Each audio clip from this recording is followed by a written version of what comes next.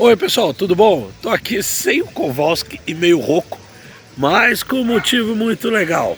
Olha só onde a gente tá. Exatamente. Estamos em Cabo Canaveral, no Kennedy Space Center. E a gente vai fazer uma visita bem legal. Vamos ver tudo o que esse centro tem para mostrar.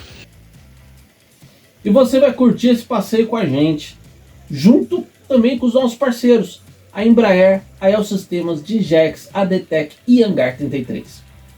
Porque você sabe, pensar faz bem. E pensando em você, deixa eu dar as minhas dicas iniciais. Se você estiver em Orlando, curtindo os parques, o Kennedy Space Center fica a apenas 1 hora de carro, num trajeto tranquilo.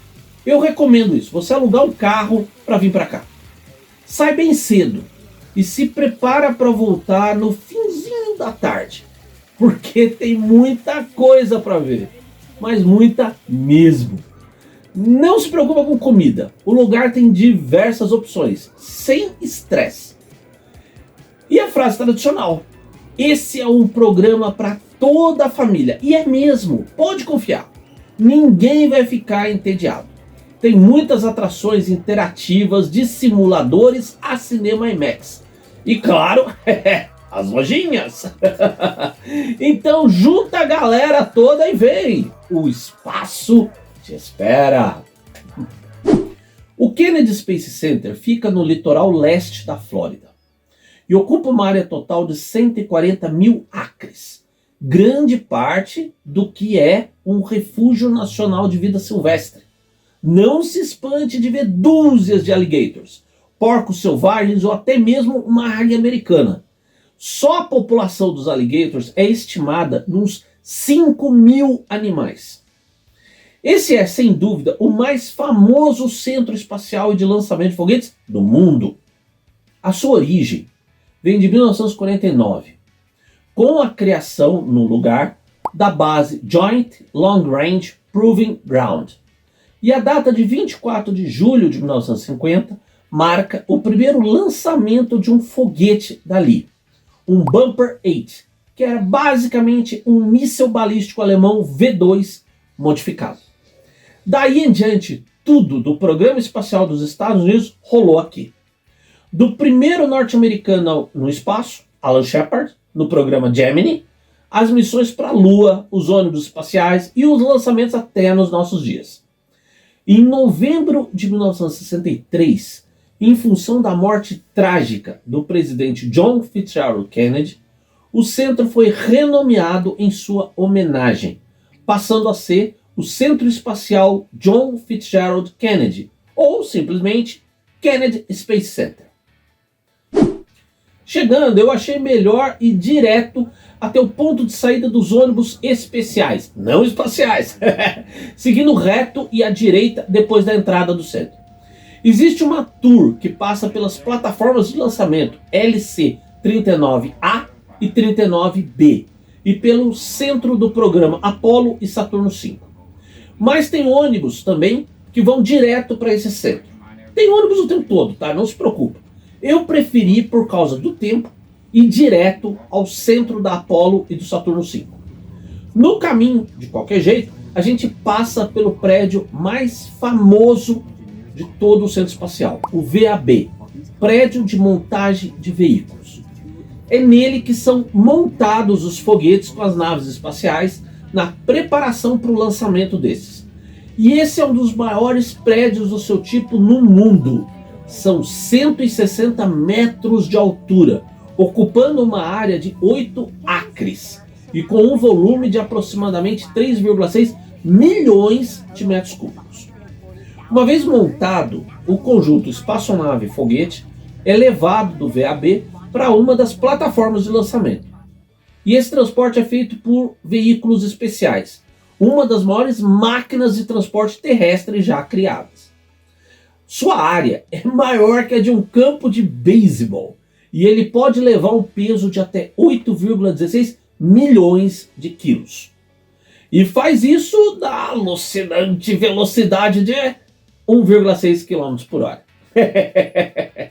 Bom, e depois de passar pelo VAB e ver um monte de alligators, chegamos ao centro do programa Apollo e Saturno V.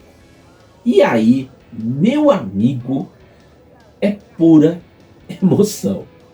O centro é um emocionante tributo ao programa Apollo, de viagens tripuladas à Lua. Eu nasci no ano em que a Apollo 8, com Borman, Lovell e Anders, foi até a Lua e a orbitou, fazendo 10 voltas do satélite natural da Terra. E quando Armstrong pisou na Lua, em 20 de julho de 69, com a Apollo 11, este que fala a vocês, o filho do seu Gilberto e da Dona Alma, tinha 8 meses. Então, imagina estar ali, debaixo do monstro.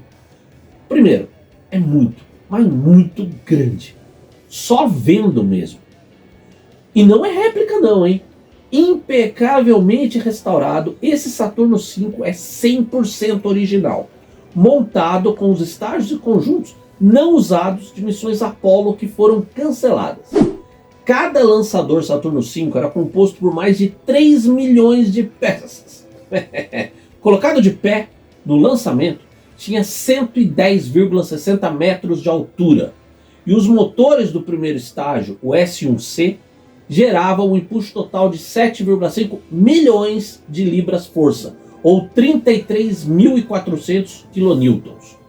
Nas últimas missões Apollo, esse impulso tinha sido até um pouco ampliado, chegando a 33.900 kN. Também é original a cápsula de comando, a Kitty-Hawk, da missão Apollo 14, que você pode ver. E existe uma réplica perfeita, inteirinha, do conjunto completo do módulo lunar, que se pode ver inclusive por dentro. Impecável. E no meio de tudo isso, você pode assistir 2 apresentações muito especiais, e eu te diria obrigatórias. Na boa, você não pode ir ali e não assistir. Um é vivenciar o centro de comando. Essa uma rola assim que você chega ali no programa Apollo, no chamado Firing Room Theater. E é o seguinte, tudo ali é original, original mesmo. Os consoles são exatamente os usados no programa Apollo, restaurados impecavelmente. E a outra experiência é a recriação do pouso na Lua da Apollo 11. Cara, não podia faltar isso, você concorda, né? Não tem como descrever. Eu me emocionei muito nessa visita. E tem mesmo muita coisa para se ver. Inclusive um pedacinho de rocha lunar que a gente pode tocar. Bom, eu podia ter ficado um dia inteiro só nesse pavilhão do programa Apollo. Mas a vida segue e voltamos de ônibus para a área principal do centro de visitantes, onde eu fui conferir a exibição então referente ao programa dos ônibus espaciais, os Space Shuttle da NASA. Do lado de fora do prédio está o impressionante conjunto de tanque principal central e 2 foguetes laterais usados no lançamento dos ônibus espaciais da NASA. Na vertical, para ir ao espaço, esse conjunto tem 56 metros de altura. Entrando no prédio, então, a gente encontra nada mais, nada menos do que um dos Space Shuttle originais, a Atlantis. Fantástica. E dá para ver de muito, mas muito perto. Então, cara, que emoção. Porque eu falei que eu tinha uns meses de vida quando Armstrong pisou na Lua. Mas quando o primeiro ônibus espacial, a Columbia, foi ao espaço, em 12 de abril de 81, eu tinha 12 anos. Eu acompanhei tudo, me lembro, assisti o pouso ao vivo em Edwards, no dia 14, da sala da nossa casa em Guará. Imagina se naquela época eu imaginava um dia ver um bicho desses assim, ao vivo. Eu acho que tem muita gente que vai assistir esse vídeo e vai entender muito bem do que eu estou falando.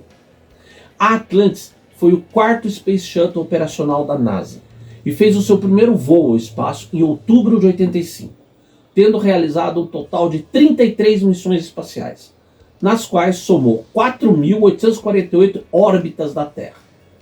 A sua última missão foi em julho de 2011, que foi de fato a última missão de um Space Shuttle da NASA. Em junho de 2013, a sua exibição no centro foi aberta ao público. Como a gente sabe, a NASA operou uma frota total de 5 Space Shuttles, cujas missões ao espaço foram de abril de 81 a julho de 2011. 3 décadas de voos espaciais. Nesse tempo, tragicamente, 2 das espaçonaves, a Challenger e a Columbia, foram perdidas em acidentes, com as mortes de todos os seus tripulantes. Assim como no centro do programa Apollo, tem muita coisa para se ver aqui. Na boa, tudo sobre o programa dos ônibus espaciais. Tem até um vaso sanitário usado pelos astronautas. Quem diria? E se você estiver afim, tem um simulador. Isso mesmo. Você pode sentir como era estar a bordo no lançamento ao espaço. Então, saindo da exibição dos ônibus espaciais, você deve dar uma passada no Space Mirror Memorial, que homenageia aqueles que deram as suas vidas no programa espacial da NASA. Feito em granito preto polido, tem os nomes de 24 astronautas, incluindo as tripulações da Apollo 1 e dos ônibus espaciais que eu citei, a Challenger e a Columbia. Na sequência, eu optei por uma sessãozinha 3D no IMAX. O filme foi um documentário de média-metragem sobre meteoros, os perigos que representam a Terra, só faltou o depoimento de um tiranossauro sobre isso, e os programas hoje feitos para rastrear e, se necessário, proteger a Terra de uma colisão devastadora. A exibição Heroes e Legends é muito bacana. E ela fica exatamente ao lado de um lugar mágico. Rocket Garden. Isso. A gente vê ele logo da chegada. Não tem como não ver.